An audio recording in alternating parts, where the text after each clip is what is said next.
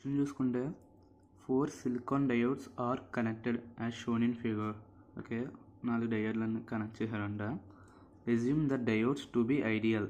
ఆ 4 diodes equal అంట. The current through the resistor R is. ఈ రెసిస్టర్ వెంట కరెంట్ ఎంత పాస్ అవుతుందని అడుగుతున్నాడు. చూసుకుంటే ఇది పాజిటివ్ టెర్మినల్ కదా, కరెంట్ అనేది ఎలా ఫ్లో అవుతుంది.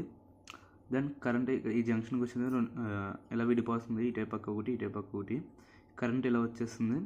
దెన్ ఇక్కడ ఇటువైపు పక్క వెళ్తుంది, ఇటువైపు పక్క వెళ్దు, ఎందుకంటే ఇది రివర్స్ బయాస్లో ఉంది కాబట్టి. ఇక్కడ వచ్చిన కరెంటు ఇటువైపు పక్కన రాదు ఇంకా, అంటే ఇక్కడ కూడా కరెంట్ అనేది ఫ్లో అవ్వదు. ఓకే, ఇలా వచ్చిన కరెంటు ఇలా ఫ్లో అయ్యి మన ఇటువైపు పక్కకి వెళ్ళిపోతుంది, ఎందుకంటే కరెంట్ అనేది పాజిటివ్ టు నెగిటివ్ కదా, అందుకని వెనక్కి వెళ్దు, ఇలాగే వచ్చేస్తుంది, నెగిటివ్ వరకు వచ్చేస్తుంది. ఇప్పుడు మనం మళ్ళీ రాసుకుంటే డయాగ్రామ్ని, మనకి డయాగ్రాము ఎలా వస్తుంది.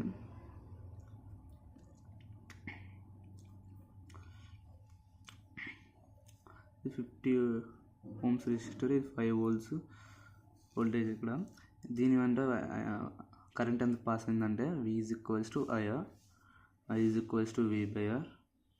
ఓకే, వోల్టేజ్ అని 5 volts, resistance 50, 5 1 times 10 times, then I is equals to 0.1. So the answer is option 2.